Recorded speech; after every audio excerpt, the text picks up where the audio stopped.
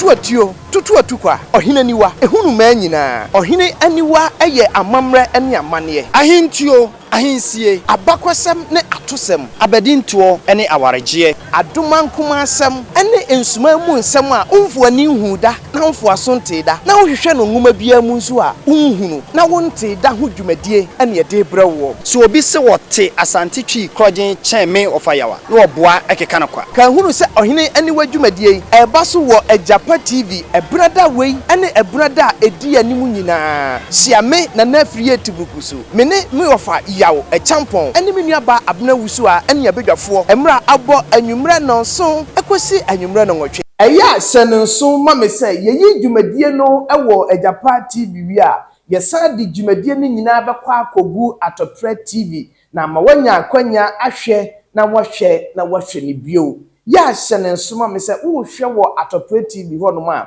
eya no wa subscribe na eda mfoni na se no edi amame eya no wa like no wa share na unuanso enye bi ahwe na obehunu se obaasuo ho ana hunu se kotobon ewa hinani wa ehunu manyina abusuafo hyane nsoma me se wobete yenka ewo Ajapa akasa mfoni so sanso ana ginyame eye 94.5 FM ehon so wobete yenka ewo hono uko Facebook ene YouTube ni nyina Ajapa TV edaso ya hon so wobetimi ahwe bi ya na wahye ama unua so enya bi ahwe empanyini se ukoto se aboa chechedie sidua so a na kire se odomfuo bi na oman so edini si ho kire se aboafuo bi adawro manene dwumadie atimi abamu nwumaku a waso yasene ya na yadi dwumadie bramu eye KBA Rentals na KBA Block Factory na afi Boshe Prayer and Revival Center emrepam no meba na mabeka won ho asem ade a kire wo nwumaku emiansa na emprempre a menemo kasai onmo ebo echidom wonso pese woni eba bedi dwa na obeso yasene a sabre ya yentwetwe dasani emre behu no entena ho emanyansa tutu amerika ne bra na brabeso yasene mpanyini se dawuro kofi ene gina meyo achi ema ne timi mene sekan mi twa me ho maba na se meba beda mabedwafo nyina adi akirem hye no so se mi amaje to atena so ya mi di dwumadie ho chia me eye mo ankasa mo somfo obubu adaban na afiri ye tiburukusu ofra me ema dodo kunu kwabena me wure enho ana me bu emfu kura nia adro ne de sese de me ni bibia yese meko na makoma mabedwafo akwaba na yada yenhu adi ade akirem na yahye nkomotwetwen ase enkakra hye ne nso se bre mano atunu ho ede ama na wonso wafre na wode wadwenkire aba wo wasembisa bia na wode aba ebi nso ana wonsusue bia na se wo nkuranhye bi ede mamia eno so na waka ede akire me abusuafo memamu nyina akwa aba ya de na wisi na mo ho ye de odoma komanda obo ade adom no mompa ibonti ya pomi ye pa ofasa ukasa na wo fom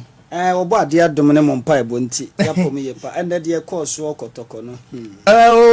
jinjame na ho hwe ewiasem nipa nya nya wo panyina na ya awunya senke bia se ne panyina na nya ebia nka nya nse bia nka tete hai ana ma me woni menya adwene ana kotoko no si ye hyehye won ye gusu a ye hyehye ntia amanse wonu Isaac na ne boy ye no African Cup no ba bia wadro no group no wono na Champions League no wono top ni group kire se wakona miasu ye ntimi an qualify mpo enti amansa nka makomato mu bani bia nsi asemi ama kotoko da so a eye kotoko enti tiwani bobra odi na mamdia wadarowa ubebo dini na waka ho asem kakra ede akire ahwefo amayen yo mirwa wadaro mebru medin de yaw echampon no piafo de dada kam na makane nei mo na me wofa ase no munti entina obia de ni me ya ofa yaw me groko amamre fie okay na mafo be kase cultural center drama group we ho no me na me dano na dano se me kase na mafo be kase director mo piafo me director Anochi Players drama group mo piafo na ofa yaw me obia ka me kase me nsem ordinary so ka me kase me building contractor miguso ye adwuma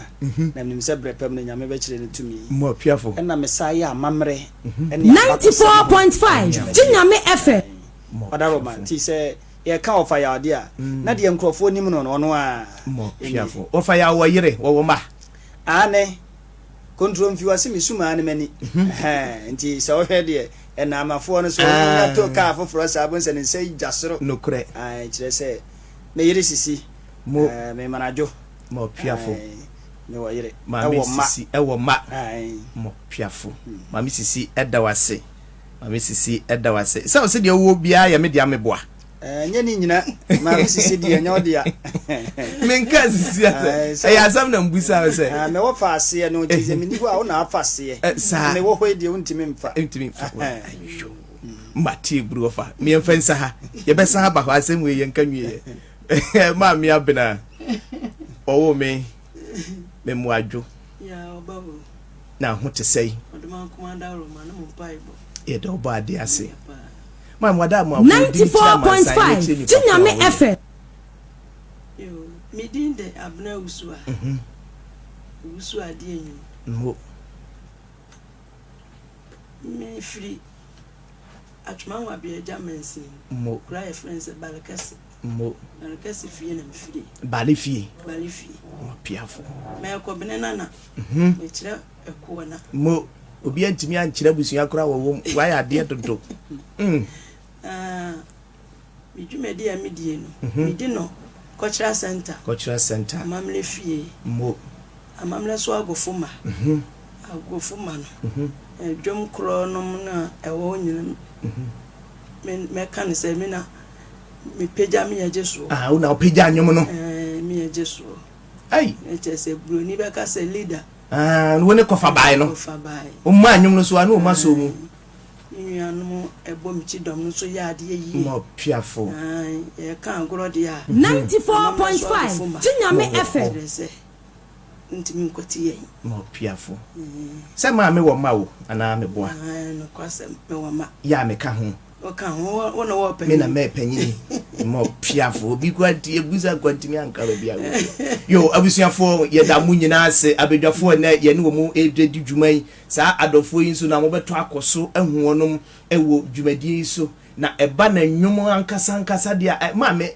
pro mi mu kakra kire me ene me wo fa bae ontene mu kire m kra bo ayima me na mo anya mi kwabena wusu na mo anya mi kwabena mi koko wa na mo be bo ma me wo fa ne wontie bi no wo de on pa wo hwe na mo anya no kwabena wusu na mo anya no kwabena okoko wa na mo besu Quentin fidie ne ya beblese fidie yinu na mo anya no Quentin fidie ne ya beblese fidie yinu na mo anya no tibulukusu na mo anya no kwabena okoko wa na mo behu ma me piafo ma me abuna wusu a na mote ne nka no abusuafo ne mpesa me mo amuo studio ha mote ase ne se ne titiri ofa woni ma me abena sese die empanyin sese bodam ni ka ne ho okuruma odi adehie nyina ye nkoa sese ne me meka na mo ye ya se mo gigima na me mia bibi so na me chim bibi sese a mo nsem nyina akadem ha wahu eninti no mo ho ahoa me madam Roma ne mpesa mam te ase nyina no ma me wunim ne ntia me kasa adentira na kwabrani timi so de anopa bo atuma pesie etwi nyado abomu ade ngugusu de kosua miensa gusu de se de okoyi musuo no owia wo de kobia bia na pampam on friend wo faase ne de na hu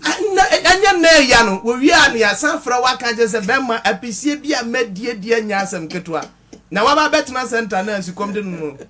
awia ni gina mu no wase kwabna wo hwe sa wo fa ne me nyemu wo bia wo dia o kan de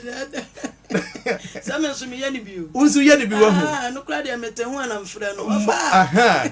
mo piafo enti se de ene de me sentabu yase ofa gigina no pe eno ense me chim bibi sesi a na no ana ne nsem nyina aka ha yo wofa wadawroma yenhye yenkomo twetwe no ase na katachie yesi dwumadie no edin de ohene aniwa said yemidi kaka na de ye kono boko katachie mami musa wo wadawroma ye kaso ohene kura one hwan mo piafo na free ye ti burukusu wafa adaroma say de empani se onsatea ehye obi enum ayempa ne mpa dabi nya de amepa o adaroma ebri na mesere wanya do ye kase wo hene a kire se obi a sabia mu sabia son ne ho hene 94.5 Chinyame FM shema ekom ne mamfo ene na busua enti ebra mu aye den no ba bi obewura bi obepe aduane abra na busua ne mamfo adie no obewura ne yetoso bio se ni nua ne wofa ase na busua na tena nkonwa emu bi ade ekwan ya obefa so biara wonom ho beto wono ese so ofa so ma wonom ho to wono enti yes be me ne ho hene chese wo wura ba bia na ho nsesan e bia ba ena ye hwe ade a hene so ede apia ena toto ho ebra obewura ba bia no setie bia nso obi ntimi nyina ho din je so okeka ho apia so gu so asetie bia obetiti ho ana abekeka ho ame hu enti bra be me bia sebi o waye achem odi akoniaba eni anwene no sa bre no ne presa di pakro no ohene se wo ho ohene o bre epe bibi de bre wo mamfo ene sebi wabusua eno na ma yenya din ohene na sa ni pakro yia no so ekro ne abusua aba abehye ne nsa emu nipa nyinada emu adodode nyinada sabia son ensase ni nipa woso enyina ye ne dia ayi wo hene dia krono na bontene ne na fichire nyina eye ne dia kire se onu na di kan kotena asase ne so kane ya wodoma nkoma e di asase ne dom no enti na sefo nyina da onum e na sabia son krono eye won dia ye wo kasahodo ni bi wo mayimu ya wonum de ye wo kro da ho a ye wo de ye wo hene ye wo de o ya asase wura oba akamam ana santemam ntisa o hene wo nuana e kro no ani asase ani mu nipa ani adodode e wo mu nyina ye ne dia enti sabia mu sabia son sabe so kire mesre meka kane no so obi betu anwea iso ko hunu wo hene ho ye wabusua asase amododidi so na enso wo hene ma wo kwan a untimi ntu anwea sabe wura bia ye wo hene dia obia wo mienu ne miensa de kwa ye fresa nkoda no entaa nenta ne wo ntansa ene ye wo haranan ya na mafo beka quadruple ne triples ni nyina ye wo hene dia kire se kane na sabe aho kire wo man mu enti se obi wo saa mayi a ye gidie kire ye se esese ohene na hwe wo mu nti ne ye de wo hene dina to wo no so na wo hene ahwe wo no yese wo hene yere no wo no ti ye ka wo hene dia obi odi akoniaba e de boni kuro ene ne mamfo e ho 94.5 Chinyame FM das ye wura ofa ti owura yi ne ho hene ene ma yenya akasa ohene mo piafo ofa wadawuma mitie won kase ya na chese mekura kwan bi su no me yayi wo hene obia na timi yo ohene ana se me ya bo me asafo hene ya man timi hu jai kura ti ye frame madudu okunu kwa bena nyina no ase onso me nkom masa de wo kana se wo ya yi mafrim wo kire mu sei eho no kana se nye obia na yo hene obia na ye timi frɛ no hene on se asem to apentia yes wo hene kire se empani se eto apentia na yesu frɛ mema eti so wo hene no timi betwitwaje sebe ne mamfo ana otimi twitwaje ma no dia na kire se wo hene baabi be ma bia nso ya wo ye kani ana asantini wo yo hene 94.5 Chinyame FM sebe ma no ne yire abusuani bi firi mu na mo pese mo bo be ma na mane a yise mo de nsaka ho kire se wo yo hene e wo abusuani ti be ma bia yo hene wa kamem na enso nye se wo hene se wudi kromu so wudi wabusua so ai ti wudi uno mata ai ɛna enye obia so na timi ye ohene ya na esu ene ban enti obi ho ye hene nye yi dabi se ofre adehibusua ne mu kura ofre adehibusua mu wodi ade me kobene na ekwo na asimpia sare ne me bodombo wu a me da hwene mu na nanom akwo na fo na sabia so se ye kuna ema no sika ya wa butu ni tire na bi suso ne na agumu bonsra firi ye na naname na nanom akwo na fo nchiri pa ne adanse fo me na piafo me kobene nana enti miwa wadaro mebru 94.5 woye bema nese wanhwe wabrabo yie na wonsa ware a me kire kromfo udi hene enye yie ewo akamem ana santemem ebio se woye obi a wanhwe wo hu yie amakam kakraka bia beto ho na mafo beka kutwan ye so a yede ya ni huna ene so di hina nyeye kire se wa hoɔden so ate ena sebi o ebre sem ne be kire saa ne me na enso asantemema na akamem akwatia ni ade mira ye woni patie tia ene ye wa akwatia asem na meka akwatia ni ade akamem ana asantemem akwatia ni ade wo ya akwatia wo ni ade ye wa akwatia ne woni patie patie di ade akwatia de woni ade wo de ansana wo de wan wa kofa asema ba akwatia ne ye hwan na ni patie na ne hwan akwatia ne ye wonu mu a na mafo be kase omro 4 feet anase ni susudua no wonu anamo enan ni num sa ni pan wodi ade enyi na emom de odru anamo num ade ko bia no ye ni patie ade na enso odi ade ma ne okay emre pemesa ma ba ho esanse e bia na gram bi anase okrumu bi nsusu wo ha adwena da akwatie trimu no oni patentini ni woni bi entibre pemede wo be ba ho no mo wofa wadawo ma ene de dika egusu a ye bie dwumadie na no akire amansan na katechi mami Musa wo dwumadie kakraka entise ya odumankoma de dumia ye ni amansan tina kosise obade ebeba anase se Yesu che na wa ma memfrinhia ohane aduonu so mewu mejamo na monso matoaso ofa wasreta pakashia me kansa papa no ofesre me yeden ya wudie mewuara efishe ohane aduonu achi mentra meko katachie ohene nani no naniwa no etese ya nti modi dwumadi ato aniwa mo piafo ye kase ohene niwa abo akode otimi ko wiemu be senkwansini apem na enso saade da fom na etise mikokromoti a obehunu mo kode ekosora ohunu ma nyina ohene ono na kuro eye ne dia ono na oman eye ne dia onim ne nsaase anu nyina ne ne hye ano enti ohunu ma nyina na ayi wadwen se o metiti asase no ebi akamu ha na amafo pa na pesa ade no enti me fankuntuna se ama obi abetu so nsa ma me ama mafa ohena niwa ehunu ma nyina wahunu na pani due mate mante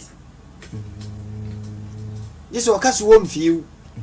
eno nti ene edi sa dwumadi ati sei ato ohena niwa be bia bakosem ana amamre koso biara jinyame 94.5 ene Ejapa TV be bia mamre ni abakosem atosem anansesem adomankomasem ekoso biara yebehunu yakofa ho dwumadie e de abre yetiefo sanse yese yesom de ane yesom yetiefo eno nti nyama yedi dwumadie yato ohenaniwa ehunu baabia Ghana ha baabia ni ha ohenaniwa abadwafo enkro yede niema sefata enso na beba edunti me bibi ehunta ohene sati biara ohene behunu nti kwambisu no yebetimi akase ohene ye ehunta hunu yesa wo baako bi wo yefre no ohene asom tokro bebre wo ka bibia no wote dia ye duru baabi o yete ahia mua na de nani tua de sebe wo ma na ne nkwanta ai enti ohene wugina ohene nim ehunu so ohene siesie no na sebe pitire ehye ne nsa ne nsa nua ibi so a kire se baabi a wugina ne hotoro adwene oso no mu no anso no mu yi a obebo wo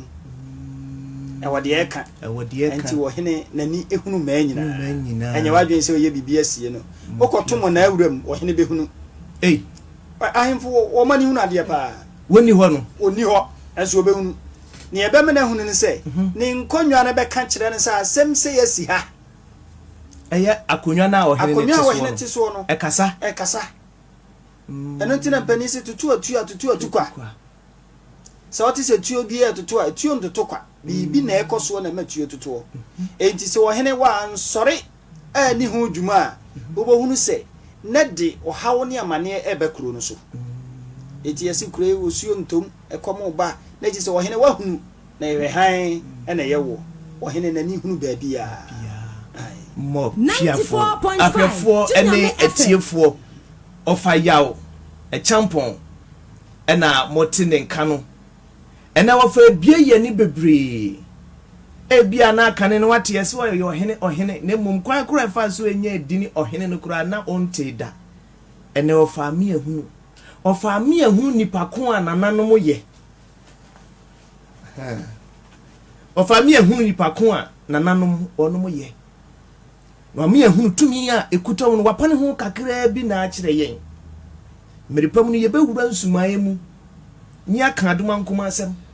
yebewura kwa ya ase nya ahomacham no so akasa na abehunu se sampa bani se kuti kurikuni tirikukuti se kantwe atwa mena enya musa konfo homa ma me abena asem kakra wo fa kan me hu adwiri mi papa se ohine ni wa hunu ma nyina na ne ekoso obia wa asase nso ohine ehunu di a e na kire se ha ye tie ye wura wa hunu me kire kotoko hene oti okuro wiri kra wiri eni bra wiri nguma so otumfuo se dukate chembodi a na makwa ha mentuma sabre na wa hunu ono so ni amamre wura ma me wadawro ma humi wura nwom kakra bia mema me wofadini mam pachotie ti eyen hye ewese wuti masem so ema me wofadini mam etimi wura opem so ena me si huni dwom bre kakra bi ni emfama nana adwo anadwi nana seye be maseye otufu janie be maseye otu ananta na ye bisa no ohwinti plekon oti abunu ti akono no watutu abotu ametu akonfan otufu janie watopia wo nkodwamu na mefrewo si edu echi enim sembe kwen wasaya ni esro no suwa hu akwadi ekono preko wo kwa wi na Jinyame FM na se wampem wani ba wose no kwa ye kese nkwa nke ye hunu kwa ye breku esunguyo na nehimu o woto kwa hini se tutu nehimu o piafo na nehim nyamuno manyamuno bu amono no na de chenda ase no na bresha babo nyankonso mo bo asase erebum apia yadi asip my friend we aye woto kwa hini e yadi asip my friend we obo nyamiesi ne hini o yadi asip my friend we obo nyamiesi ne hini yadi asip my friend we breje muyana o yadi asip my friend we woto kwa hini yadi asip my friend we na sampembe yo yadi asip my friend we na se tutue yadi asip my friend we obu okulu kanchire ni bayo yadi asip my friend we na boachi apepetue mu 94.5 Jinyame FM pia mami abra pia mami me mo piafo wo ba ne me wate wo ba ne me ipiesie ba ko pe enemy mo piafo yewura edwase ekronto wonwum wu a wahunuo me say mi wura nti me wa santima mi nsuro hwe me be ma se me wo obi a yesi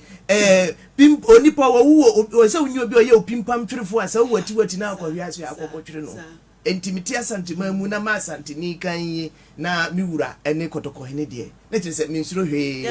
entiram ka kire ma yewura wo se tutu no ya da no ne edidie sa pepepe ase tutu mi bo mi mu asio mi wura bo aye ajaya berie bo aye anabu achibeye na mabodine kwata kwa ino ti kokoso anana me frefre 94.5 Tinyame FM aye ejaya bewie bo aye na se tutwe mete so freme obu okuru kanchire nie mete so freme o miura bo aye ejaya bewie bo aye mo piafo abusiafo ohene ani wadwumadie no na wani gusu a wo hwe no wei de mesi eyentete ho makama kire mo se agro na hyase anya nibre ma me ya aka me se dase ne ba mebre wo ntrowa aha na wo tu nyum ni nyina na ma me awurade nyamia me san fa fritwa me kan mo piafo ma me di ni nyina be kan wo hia ntwene kura me bo me humodene na ma pebi me de ama one de yurukuku sa dukuro mu nsuo aha na wo ya de nso wa ma obi dini na me wuradini na oboye otoma akoma oisha abusiafo hyane nso ma me se me dofo ebi a wo nso wo hwe ye wo ye adwumakuo na wo pesa oba beso yasene bra ye wo enhyehyɛ ye kama ewo ho ebi kura pesa obetena studio ha na wo wadwatan ne no ho dawuro eno so ewo ho ebi a wo de wo pese yenye LPM nkwama na ase ye mojenge nkwama eno so ewo ho momra na mommeso ohene ani wadwumadie yi asene na ebeboa yen ama asante atumpon na ebeboa yen ama ye ma no so ehunu nipa ko a ye fa ko a ye fire ene fa ko a ye kɔ enyinara nyankopɔn onhyira se wa fidie ndaso a eda bohye anase Ejapa TV ene Jinyame 94.5 kasa video so wafa mako kwan bi maba Jinyame FM wada romawo mako kwan bi maba na ye hwe ebrebe ene yesi hene that's ewra mpani se sunkurunku hwe kwakuo no behwe na kwakuo su hwe sunkurunku ende no kure ebre no se de nka mehia no na enso wo bo wani ani na aso eno nti de di kan me frɛ atiefo ne ahwefo mo so mo meso yasene na pani se de so ne betiri hunu badwamu no kure ne ho ona se bia wo bi pe number bi na wa frɛ siso a obetimi afrɛ live 0244 59 68 0244 59 68 enye ohonte sen 94.5 Jinyame FM mo omo ebeso dwumadie na sene sa na yihia se omo mfrɛ ensi so anase betumi ayo voice note WhatsApp e de afa ho anase text message kwa betumi e de afa ho aka bibi e de a kyerɛ yen o frɛ untimi ma na afrɛ ye se emra ye beba wakachi isanse sebe se otwen wankɔ edwa ne ngoma kɔ nokre ne ngoma biba wadaroma ye ka Ahensie a so wo hwe ma ho fadie yi a ene woso wa fadie wo de kyerɛ wo hene media ma hene preko e ma na dia ma me wo bu adabanche anya sam ketwa sabie so me mfranso ne gu ene gu min sei kyerɛ sɛ wo de wo hene preko ma hene preko pe na emom ahosiesie wei eye tuntum ya na kuntunkunin eno na ye di si hene mo kyerɛ sɛ ansana ye besi hene bia no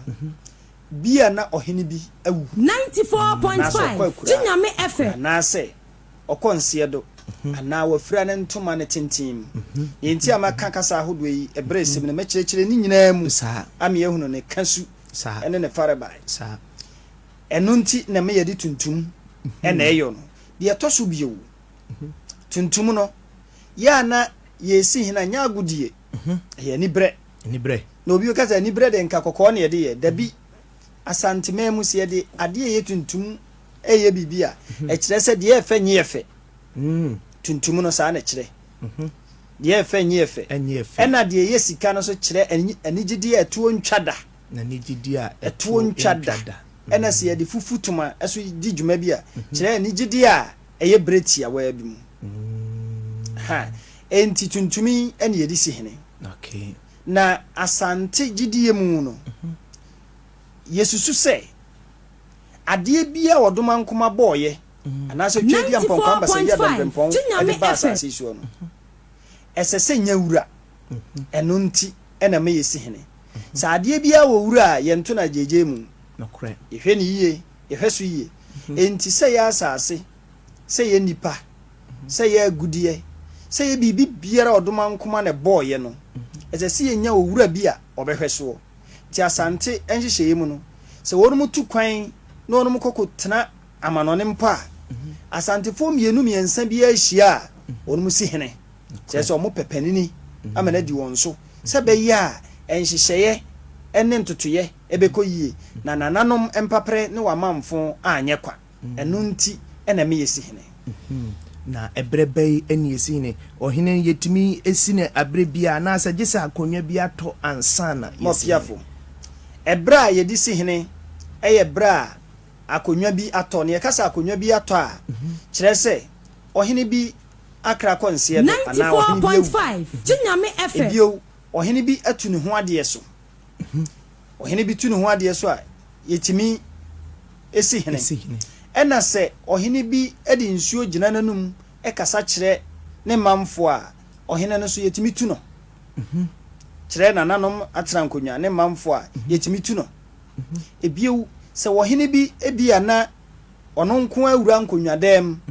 se yede yani huna kire se ohene no bone ya aba ne tirim enti yetimi gina so tu no nyabutre hane de nyabutre ohene nko awura nkonwa dem a enu nso yetimi tu ohene no kire se na nyo na yo ohene se nkonwa ne ye ne dia na enso ono hene nko awura nkonwa dem sa ai adentra se owura ho a oguro ho a anhwe a waya manana no mafrɛ wa banse do asama do se yekwa yensa mabio eti nkonwa dem nyi obia na ewura ho na wo hene nwura ho basa ye wo bre ni da yes so hene nwura ho ye wo nipa hodo obi a ese se wonom ne konkonwa dem ti so hene nko awura nkonwa dem na ji se bone abade tirim ya opese wo ye bibi tie abusua na wo hene bi eti bra nananom behunu se ono nko a na ewura ho no wo pie na se wagidin na mpani si ye chedin so na age wono kwa ne din be no wage uyiwa no ba bi enye nananom gina so timi de tu sa abre no yetimi si hene mane ye si hene mane ye ebre no ekọ nanimu pi mamemie ya homa no entum na amansan enso emfa won adwenkyire anase won kura nhyesem kakra emra ubetimi afre enhoma ya mebubo so yi enenia yede ebeto akasamfoni no asie 0501 33 6996 0501 33 6996 and I say 0501 33 0501 33 6998 0501 33 6998 ofre numbers yi mu bia ye beje so na ye ne wo atwetwe enkomo minim se ahoma no so ayehye ye papa enunti kosua na efre ame hello Kadeche wadaruma udi ni baby akase frɛ mesra o ya lo u TV no e volume no ma me se de be ya e betimi atwetwe nkomo yi Hello Apanyi gbepa cha okase udi ene baby akase frɛ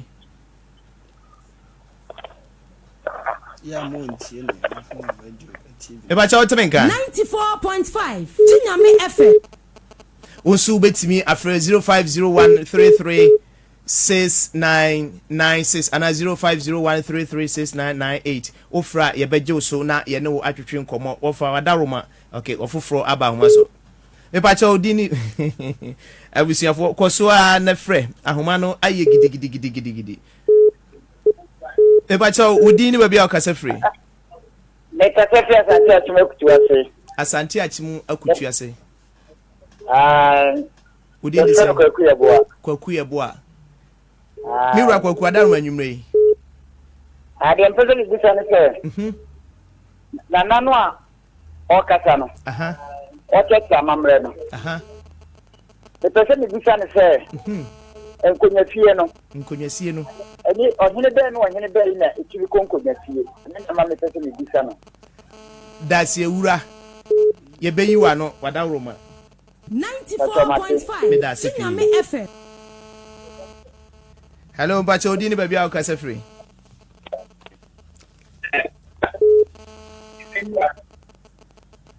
Me Bacha Odini baby a okasa free. Ya no low TV no volume na mame. Wadaroma. Me Bacha good evening. The Bacha na hoye. Oduma kuma da room Bacha na so e. Me adum. Me do bad ase. The Bacha ma sem bisane eye na na kasaro. Okase ohini bi edi insu tai na no kase ne wose ohini di insu ogina nanumu itumi gina so ituna de so me ba so asem no ese ma de tia si yin patron ko nchechi mu kakra dawo mate ewura ye be yiwa no dodo me da sipi me pa cho hello me pa cho dini baby a okase free e pacha rekata epi asante le papa kalechi wada mamenti o e pacha ora na wo checha manya ni amambre na me pacha no bisa se ohini bi te ho bi ohene na se do bi edi ade a me se beto abushia no a me se oda nsase no manso ba na se in case manso o twe manso ni o so na du me bi a me se oyemra na won firi so a there were two no so in case assassin be ever the honoma we come by and I put to be here table in na maniana me pacho see the question is be me say the question is say you do he be there na say what no aye mere na say ye de obi sini na so a yentu no na say what da so to na say I have assassin that home. Not in case you have a Bushani could you do assassin. It would not now you corona not what you know to the people of Mania market you can achieve a yard. Matia Ura, ye be you are no do a same Musano, a Muada Honomo. Hello, Mefa of Rofu Chatona, ye Timmy, Aye, and Semisano, and what you didn't be your casa free. So, make us see. I have from Kasim. Yes, remember. Adoma. Obaduma wadaruma mayentio. The pacho, my son said. Hello. Mamma pacho mitio. My son said. Me pacho, my son said. Say, crow, me pacho, so crow. Who are sick? Se wo asase na se kro eto asase na ohene e wo kro no mu a me pa che wotimi di asase ni firi wo onsam 94.5 ohene ni di asase ni firi wo onsam na ohene me ka so mo na edi no ama wo bi Matiemu mame me da sipi no ohene aka so mo na be ma wo bi Matiemu mame ya da sipi with the mefa of Refua Uchato with the Nipa Ejina Human Sudos. Pacho didn't be okase free.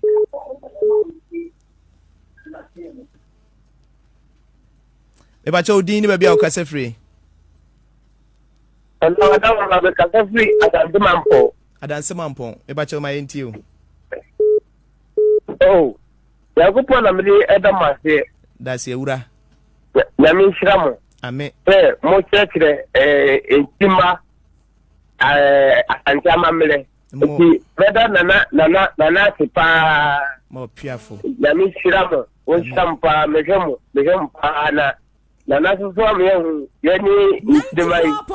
di ekiri no ibehu kwaya efe ye be fa so yani mpayifo ebe nanti ya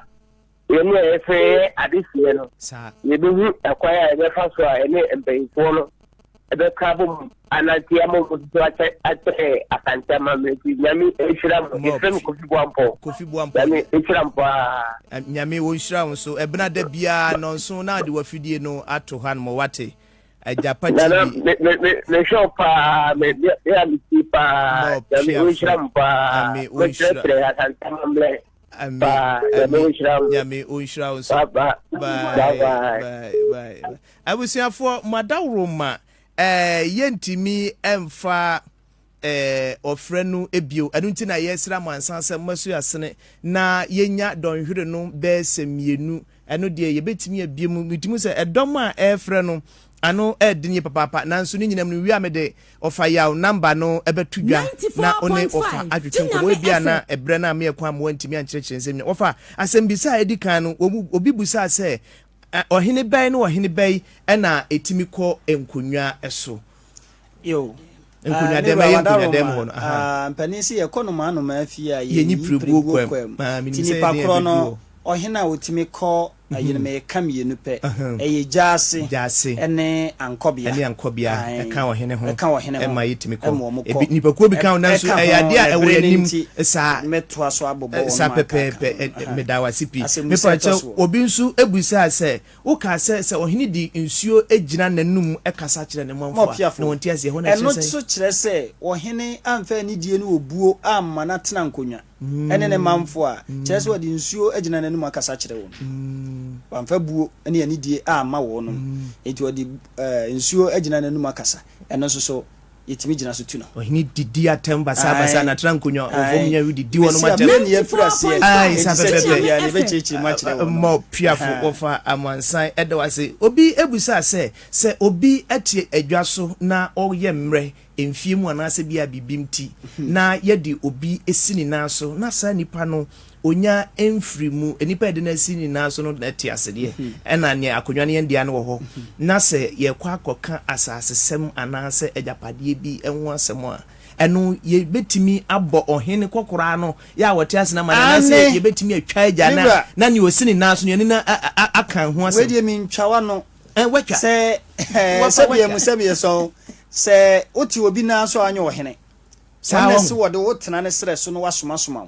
wosi nkyerɛ sɛ woyɛ ohene wosi obi ti obi naso a onye ohene emre be so am yawuram obi ho ti obi naso no ohene ne firi mu opese kinkyina won ne di ade da bi da sere a wote so na wu tije wode wadwa ato akɔ na se agitumu ansan wati medi ade enti wote ase ne de bibia se so obona man bibia na se ko ba se bia na so asia na na ye franso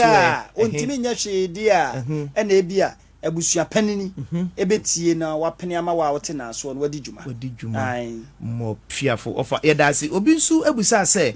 asase eda hono na kuro edidi ekokoto asase no a eno ohene timi ka se mafa wa bra wa wode wasase no ye ma obi kura ana se enhihye ye be na ewo ho sa ira hoso ye beba ho ye breninti na emom ohene na asase ni kuro emu adodode ye nyina ye ne dia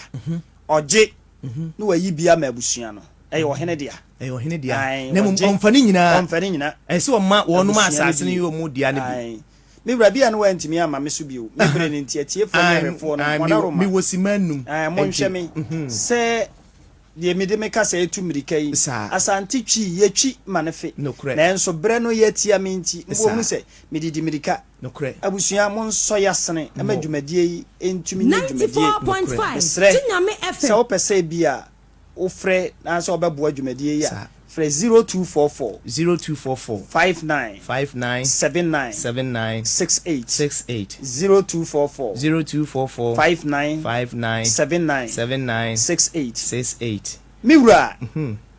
berima sasi ayeboafo menchia no na memanitiri nkwa mamponten hene berima sasi ayeboafo ane Dr. Patrick Amano Nana Amano ono so memanitiri nkwa midi saha na oche sene enseme ba nyina dasiwa ma mi abna ene wapuru ominim papa memma wo atonyom no oduma nkoma de dum yen ya dasene memma atonyom bebre asene ene wadawo ma chia anipa baako mienu na yemfa ye dwumadie no ensi medawase mechia mebusua panyini me wofani mpon lawyer Kwame Ahin 94.5 Tinyame FM mo piafo memba koso ya kwa dune na ye jewu broda mechia wonu mu nyina medwuma mfo kocha center fitim panfo so echia obi mo piafo abusuafo ha ene brebe me kwa me di dwumadie no asie mekọ abo ntem na makochia me wura na akomia sachi tutu ampam ya otosumienu ya bontem ehene me wura mwadwu anwumre one oda bichire eye mame akosuedua ya mema mikurumo hene eye nana kodom amankwa otosu miesantrin kwa anwumre me mame abena atakuma aju oni abusuani nyina anochi players drama group mo president me say mema munyina aju anwumre abusuafo akakuma bi se owiata asu nisu a edikan ebo nonkono besu nisu atosumienu afrema na ebo nondu empemu a obesu nisu etwato na wasane abofom no wakwa kope bibi atoyefunu pamu entu ya bofo na hwe ya na ayentem na wadu ase sanse panyese fa ko abo didie no ena brebe me kwan ame di dwumadie no asie ma me fa yawo number no entudwa minim sa questions p ho me boss on tentem so 0244 597968 0244 597968 mi a meje to tena so di dwumadie hu chia me eyem so mfo bubu adaban na nafri ye tibrukusu otuma koma de dum ya dasane besan hye biu yakramo tutu atukwa ohine niwa ehunu ma nyina ohine aniwa eye amamre ene amane ahintio ahensie abakwasem ne atosem abedinto ene awaregye adomankuma asem ene ensuma mu nsem a umfu ani huda na umfu asonte da na wohwehwe no nguma bia mu nso a unhunu na wonte da ho dwumadie ene ye de brewo so obi se wote asante twi krogen cheme ofayawa na oboa ekeka na kwa kan hunu se ohine aniwa dwumadie eba so wo Ajapa TV ebrada wei ene ebrada edi animu nyina siame na nafriye tibukusu mene mi ofa yawo echampon ene me nuaba abna wusu a ene yabedwafo emra abo anwumre nonso ekosi anwumre no nwotwe eya senenso mame se yeyi dwumadie no ewo Ajapa TV wi a yesa di dwumadie no nyina bekwa akogu Atopre TV na ma wanya akwanya ahwe na wahwe ni bio ya senenso mame se wo hwe wo Atopre TV ho no ma eya no wa subscribe na eda mfoni na se no edi amame eya no wa like no wa share na unuanso enye bi ahwe na obehunu se obaasuo ho ana hunu se kotobon ewa ohina ni wa ehunu ma nyina